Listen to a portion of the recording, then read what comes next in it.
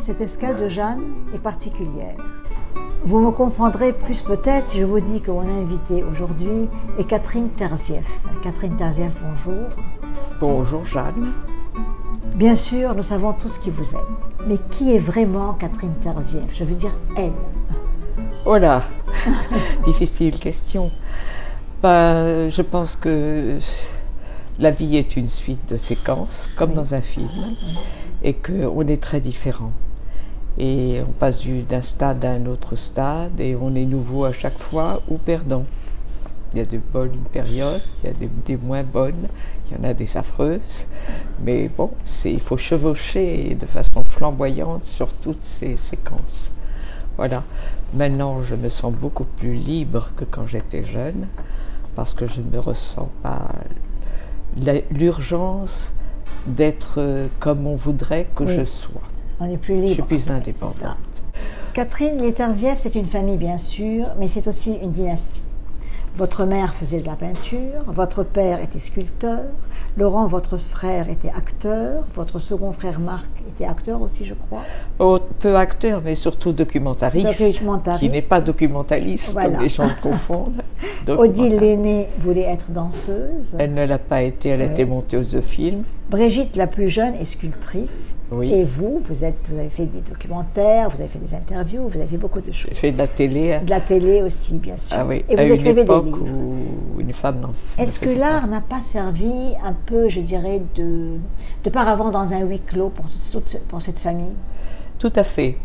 C'était même la seule ouverture qu'on voyait possible, sans y réfléchir. Oui. Elle s'imposait d'elle-même, oui, parce qu'il n'y avait pas d'argent du tout. Nos parents étaient complètement dans la dèche. Heureusement, ma mère avait l'aide financière et nutricière de son père, mais c'est quand même très limité. C'est très limité parce qu'il voulait que ce soit limité. Voilà. Ma mère était furieusement tombée amoureuse d'un sculpteur, dit sculpteur, mais c'était à Biarritz, comme ils étaient tous les deux très sportifs.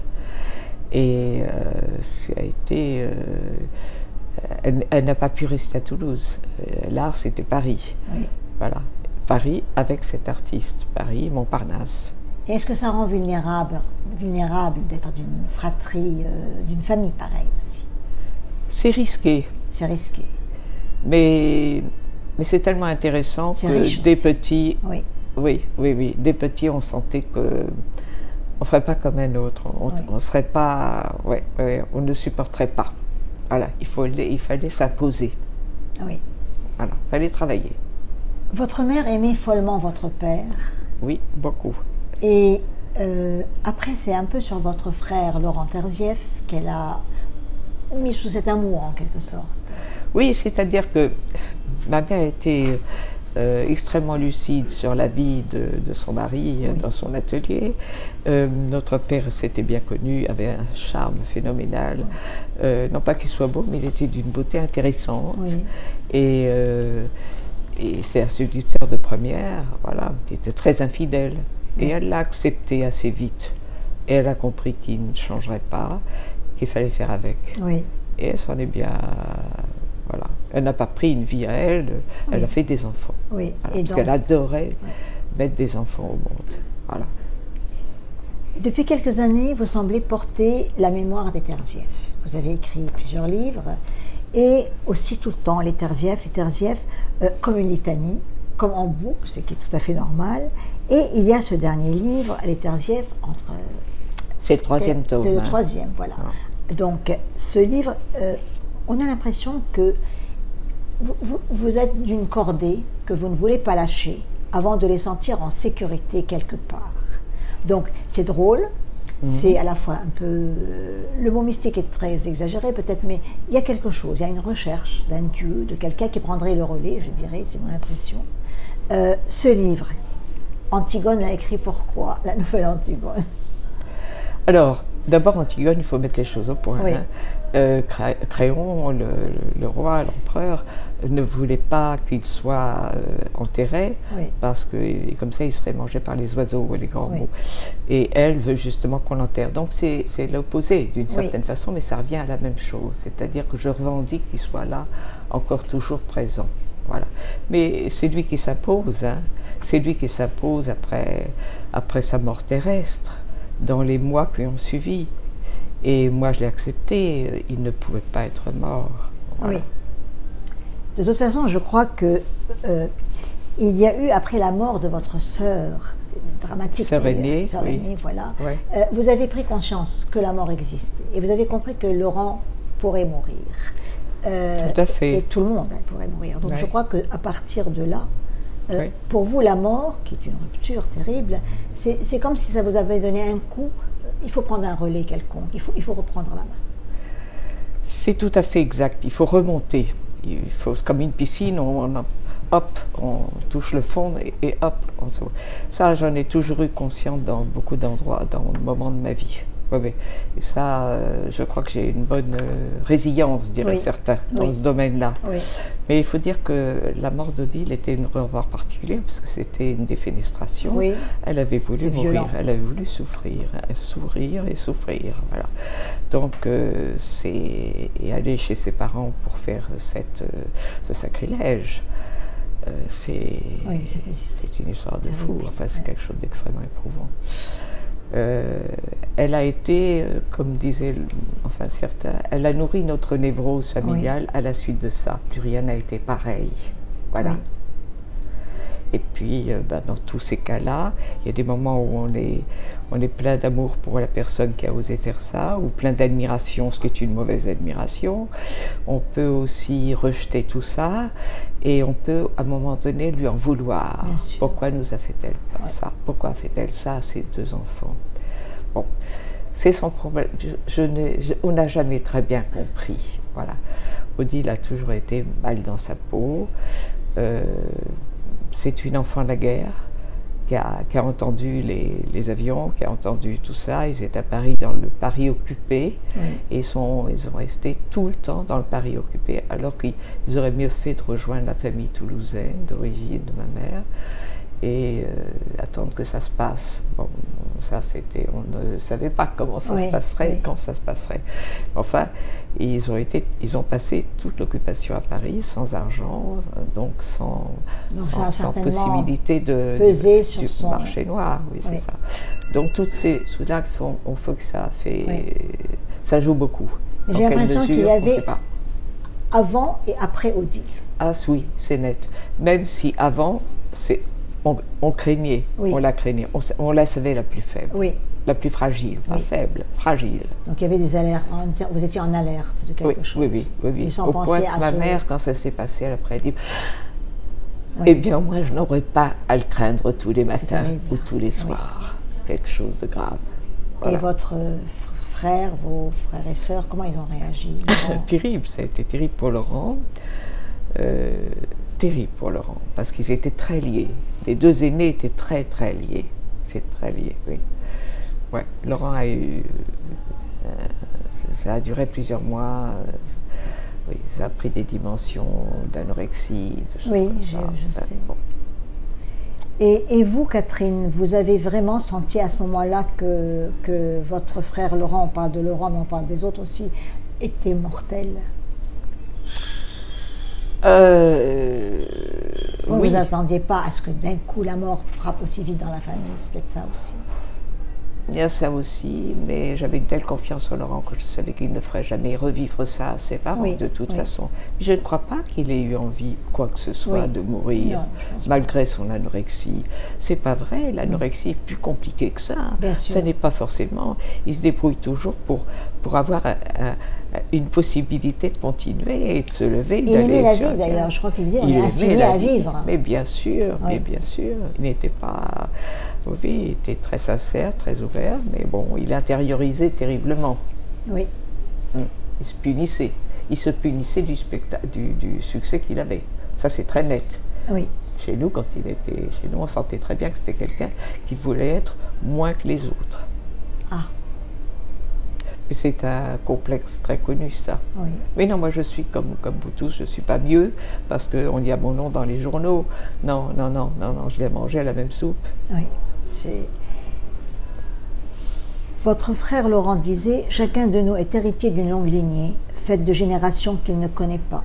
Chacun déterminé par des liens de sang inextricables qu'il n'a pas choisis.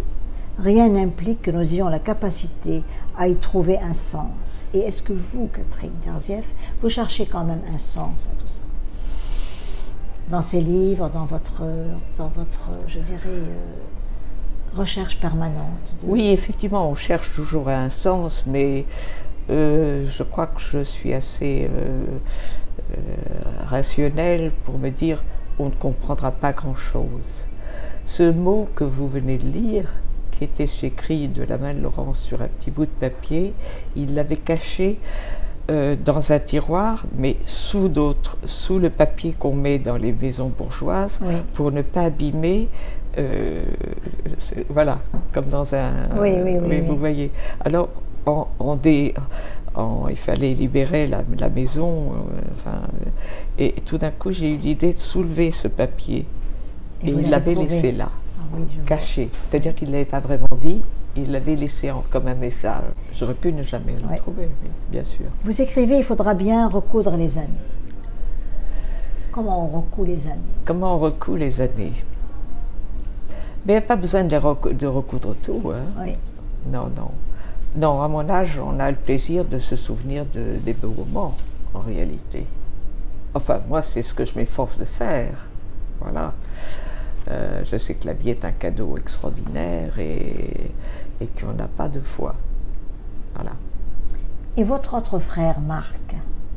Alors, autant Laurent était introverti, on pourrait dire comme ça, mais c'est un mot, c'est-à-dire intériorisé. Autant Marc était le russe complet, qui riait toujours, qui arrivait, c'était le bout en train, on va faire ça. Il arrivait à la maison, ma mère était très bonne pianiste, et alors il lui disait, mais voilà, j'ai des partitions là, voilà, moi je vais chanter, tu vas faire... Et elle s'y prêtait formidablement bien.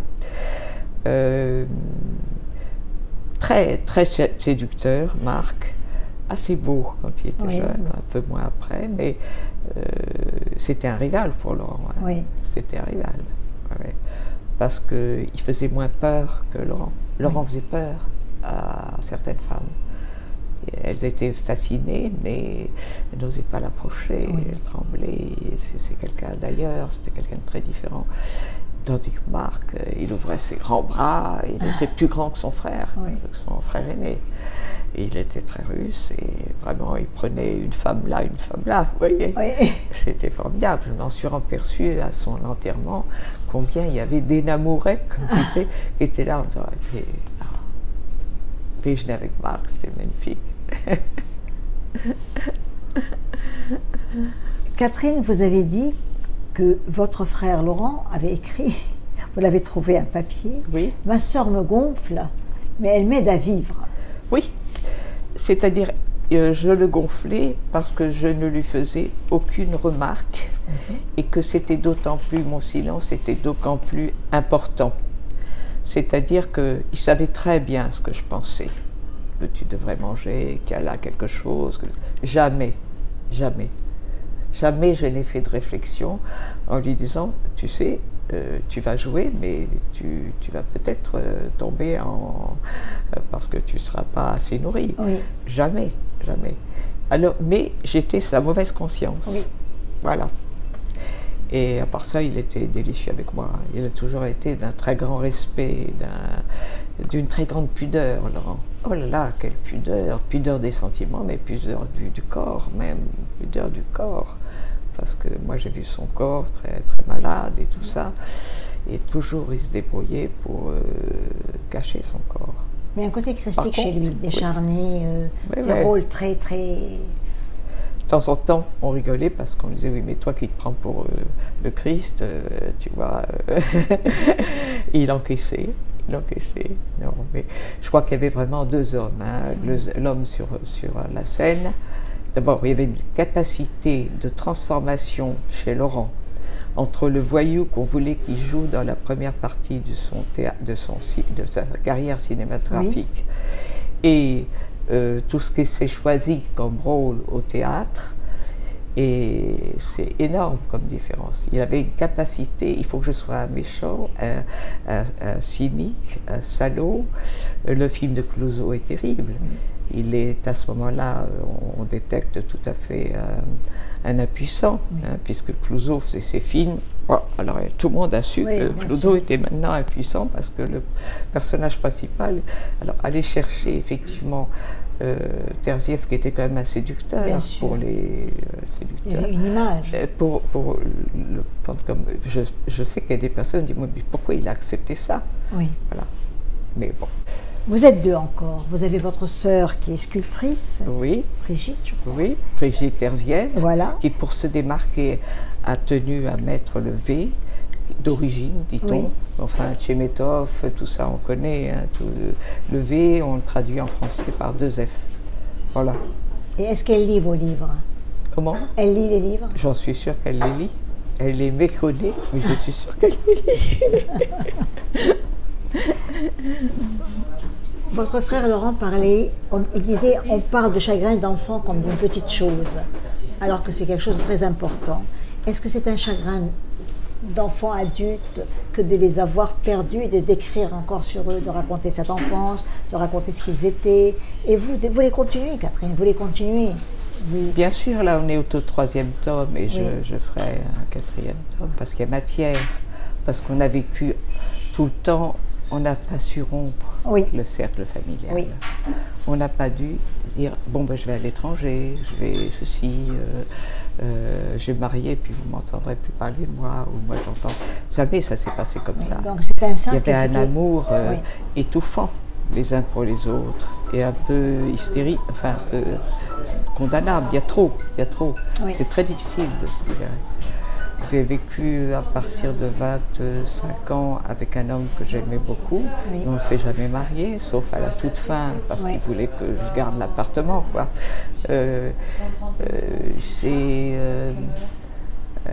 Non, je n'arrivais pas, et je crois que chacun d'entre nous a eu ça.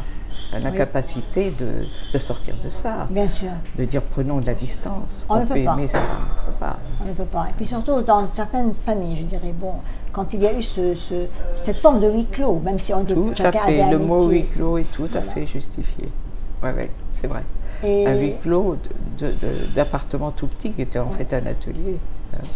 Tout en hauteur, mais parce qu'il y avait une grande verrière, puisque c'était vraiment un atelier d'artistes dans le 15e arrondissement. Mais n'empêche qu'on n'a jamais été vraiment sains, parce que heureusement, ma mère a quand même géré ses maternités, et il y avait toujours 2 ans et demi entre chaque enfant. Oui. Comme quoi c'était une femme intelligente quand même. Hein. Puis à un moment donné, elle a dit non, bon, ça va, il faut que j'arrête maintenant. 5 enfants, quand on n'a pas d'argent, c'est quand même un petit peu fou. Catherine, dans votre dernier livre, il y a le côté drôlatique et le côté gothique. Vous allez nous en parler vous-même.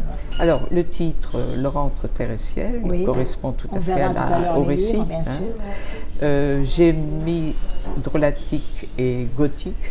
Drôlatique parce que ça veut dire ça n'a aucune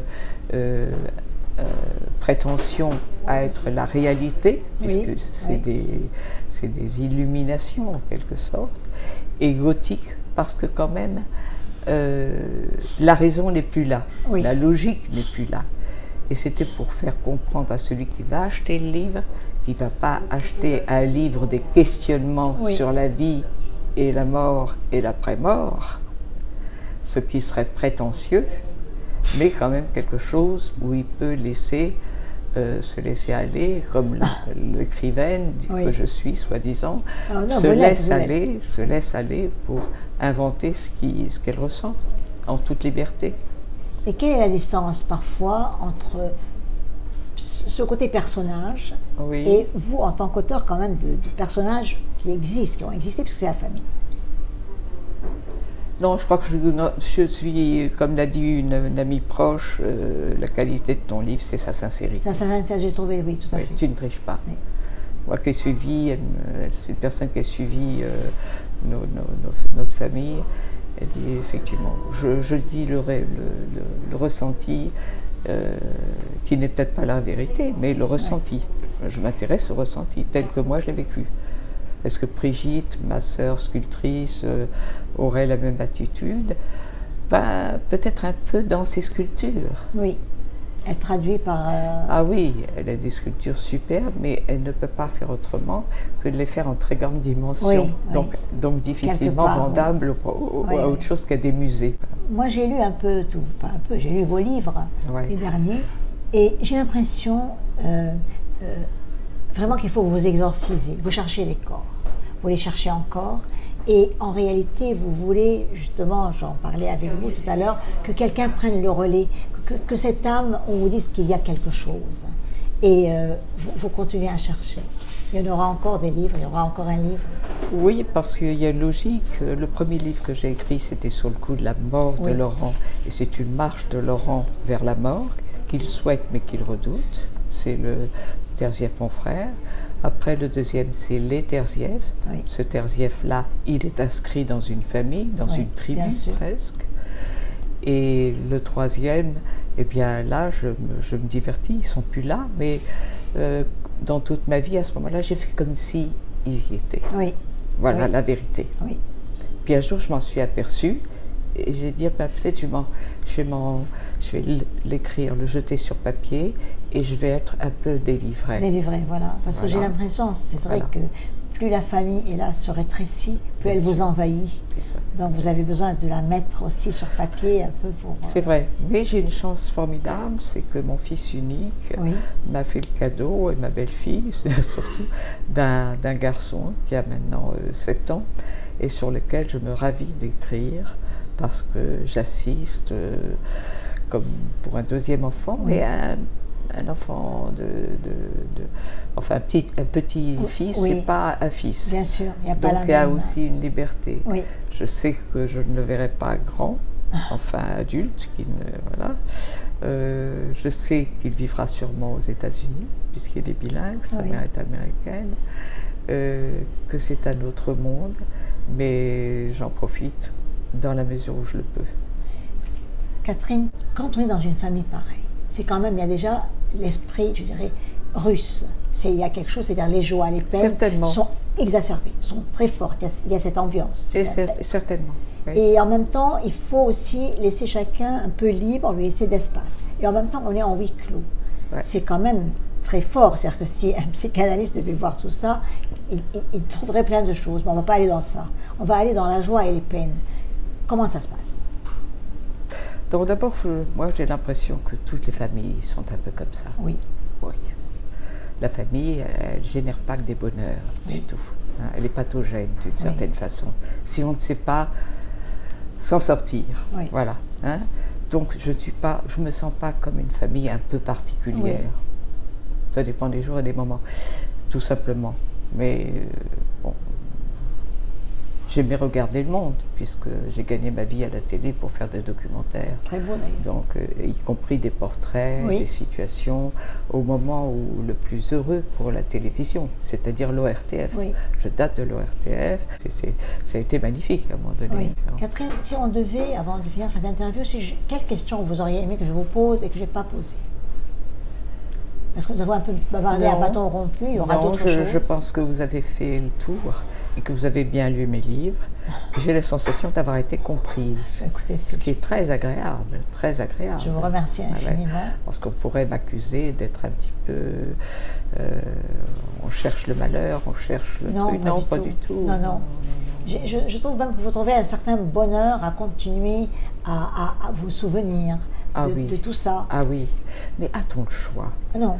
À partir d'un certain âge, on ne peut plus regarder devant soi parce que c'est un mur. Hein, je ne sais pas, je suis comme tout le monde. Je ne sais pas trop si m'arrive. Je voudrais qu'il m'arrive que ça continue comme ça. Mais alors, bon, je me tourne le visage, quoi. Je dis, ah bon, ah oui. Je ne veux pas dire que c'était mieux avant, c'est pas vrai. Mais j'aime bien revivre des moments. Dans le deuxième livre, Les Terzieff, je ne cache pas qu'il y a des moments idylliques. On va prendre nos bains tous ensemble, les enfants à moitié nus, voilà. Est-ce qu'il ne faut pas mouiller les slips? Enfin, là, c'est délicieux. Il y a une phrase que j'ai beaucoup aimée. Que vous étiez l'arrivée, nous auraient dit nos parents, on a oublié de grandir. Ce que vous avez écrit. D'une certaine façon, oui, on a oublié de grandir. On a oublié de se détacher de l'arbre mère, vous savez. Vos livres, je trouve aussi, ont cet avantage pour leurs lecteurs, c'est-à-dire que nous sommes tous, qu'on le veuille ou pas, axés sur Laurent Terzieff. Alors que vos livres montrent que Laurent Terzieff avait des frères, des sœurs, un père, une mère, une vie, et en même temps, il y avait quand même beaucoup de monde autour de la famille directe, je dirais de la garde rapprochée. Ouais. Et vous mettez un peu de lumière sur tout le monde. Et vous montrez quand même que, quelque part, Laurent Terzieff devait aussi composer avec tout le monde, comme vous deviez composer avec lui. Il tenait beaucoup à nous. Il ne s'est jamais marié, oui. Il n'a pas souhaité d'enfant. Oui. Ça veut dire d'une certaine façon, c'est pas très bien, c'est pas très bien. Ça, oui. C'est pas généreux pour la vie, en quelque sorte. Mais il a été terriblement attaché à nous. Il était très soucieux de nous laisser de l'argent. Voilà. Oui. Et combien de fois je lui ai dit, Laurent, mais ne t'inquiète pas, voyons, nous on s'en sort très bien, sur ce plan-là, on n'est pas comme papa et maman. Donc, il disait, oui, mais quand même, oui, mais quand même, oui, mais quand même, voilà. Donc je donne ça, voilà, il avait tout préparé, voilà, je vous laisse ça. Et sa relation avec la femme qu'il aimait, Pascal Boisson, bien sûr. Alors je crois que c'est magnifique, parce qu'ils ont eu à la fois, c'était une autre maman, hein. Elle ressemblait à ma mère, à notre mère, de façon spectaculaire. Elle avait les mêmes convictions religieuses d'ailleurs, parce que ma mère était quand même croyante. Il y avait quelque chose, elle disait, il y a quelque chose, c'est pas impossible, c'est pas possible qu'il y ait rien, voilà. Bon, mais Pascal lui a quand même apporté énormément de choses. Elle a été fondamentale pour sa carrière. Fondamentale. Et je crois que sa mort l'a beaucoup... Ah, ça a été insupportable. Insupportable, je pense. Ouais, ça a été insupportable. Insupportable. Ouais, là, il était en danger. Oui. Alors, toujours pareil, comme après la mort d'Odile, comme après la mort de notre maman. Oui. Après la mort aussi de son père, où il a commencé à faire des spectacles, je me suis rendu compte, des spectacles de poésie. Oui. Après ça, eh bien, il a été encore plus désemparé, se cachant, ne voulant plus rencontrer personne, mais montant sur scène quand même. C'est extraordinaire ça, ce côté de se cacher et d'être sur scène devant le public. C'est l'inverse, c'est l'inverse. Toujours on se cache, on reste chez soi, on ferme tout et on essaie de s'en sortir. Mais on sait qu'il y a le spectacle le soir. Oui. Ouais. Et les derniers spectacles, il avait besoin de souffrir sur scène. Il avait besoin de montrer qu'il était à la fin. Oui. Parce qu'il y a deux séquences où il se déshabille, enfin tout ça. Oui. Je trouvais ça presque un peu indécent. Pas du tout, non. Il a dit, il montrait, il a dit, je suis au bout du bout. Oui. Il a vu, c'est presque physique. Je suis au bout du bout. Et les médecins disaient, mais on ne peut pas vous soigner parce que vous n'êtes pas malade. Oui. Mais vous êtes au bout du bout. Oui. Ouais.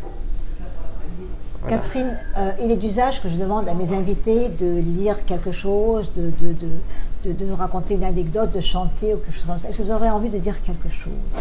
Parce que je sais qu'il y a de très belles critiques qui tombent sur votre livre et on va en mettre quelques-unes en bandeau, mais vous-même, vous direz quelque chose? Parce que bien sûr, il y a les livres, il y a la famille, il y a vous.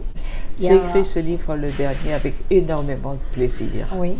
Parce que je me suis laissée aller à partir dans le fantastique. Et avec, ça donne une grande liberté. Oui. Oui. Quand on parle évidemment du frère ou de la sœur ou de ceci, on est quand même tenu au fait que la personne peut lire ça et en être blessée. Bien sûr, bien sûr. Donc c'est un corset. Bien sûr. Même si, voilà. Tandis qu'à partir du moment, dans le livre, les sculptures parlent. Parce que la sculpture, c'est quand même le métier qu'a eu à la fois notre père, mais qu'a notre sœur. Oui. Vous voyez, à son musée Issoudun. Oui. Issoudun, voilà. Qui est au centre de la France. Donc les œuvres sont, même si elles ont été exposées en Chine, ailleurs, enfin il y a une reconnaissance. Oui. Elle était à l'Académie des Arts. Mais bon, maintenant on ne fait plus de la sculpture comme ça. Oui. Non. on fait des... Mais elle a besoin de cette immensité de la pierre. Oui, et quand on étudie ces sculptures, je ne sais pas ce qu'elle en dirait, mon expression, mais c'est que c'est des renforcements de intériorisation. Voilà, j'ai mis d'ailleurs des photos dans les livres. Oui. Voilà, pour qu'on voit vraiment cette intériorisation d'une force qui est contenue. Et elle appelle ça ses veilleurs. Voilà. Alors on voit une personne, ma sœur, extrêmement féminine et tout ça, et qui fait une sculpture intériorisée. Oui. Voilà. Si ça éclate, ça va être terrible. Elle sculpte et vous écrivez. Et la famille est quelque part elle est quelque part dans tout ça. Ah, elle est toujours, oui, parce que c'est quand même ma petite sœur. Oui. C'est-à-dire, c'est ce qu'on chérit le plus. Bien sûr. Voilà. Bien sûr. Je me sens responsable d'elle. Je me dis toujours, mais qu'est-ce qui va se passer si je meurs avant elle? Voilà. Et puis je me dis, mais si elle meurt avant moi, comment je vais pouvoir supporter ça? Oui. En tout cas, je vous remercie infiniment, Catherine, d'avoir accepté mon invitation. Je vous en prie. Bien sûr, nous allons montrer vos livres, tout le reste. Ouais. Et je sais que vous avez des projets encore. Et on va avoir une autre... c'est une forme on va tout ramasser un peu pour faire avec cette escale comme un fond iconographique de vos propres photos de famille, qui permettra aussi pendant que vous parlez, de voir. De visualiser. Voilà, de visualiser un peu tous ces gens dont c'est important, voilà, ça. Justement. C'est important. Tous les livres que j'ai toujours eu des éditeurs qui ont compris tout de suite qu'il fallait un cahier photo. Bien sûr. Et j'ai l'impression que justement, vous parlez de gens qu'il faut voir, qu'il faut comprendre, dans les attitudes, dans leur tout corps, seul, leur visage, oui, bien sûr. C'est l'album de famille, en quelque sorte. Merci beaucoup, beaucoup. Et nous finirons donc cette escale, comme à l'habitude, avec la musique de générique de Alain Warraud. Et je suis à la fois très émue et je me sens vraiment... J'ai des réponses à vos livres, en quelque sorte. Voilà ce que vous avez écrit. Oui, merci beaucoup, beaucoup. Oui. Et j'espère qu'on aura l'occasion aussi de voir des dédicaces encore, comme vous avez fait un rendez-vous magnifique à Gallimard avec une signature en plein événement. Oui. Voilà, mais ça reviendra, j'espère. Voilà. Bien sûr. Merci beaucoup, Catherine Tarzieff. Un grand merci. Regardez l'espoir. Bien sûr.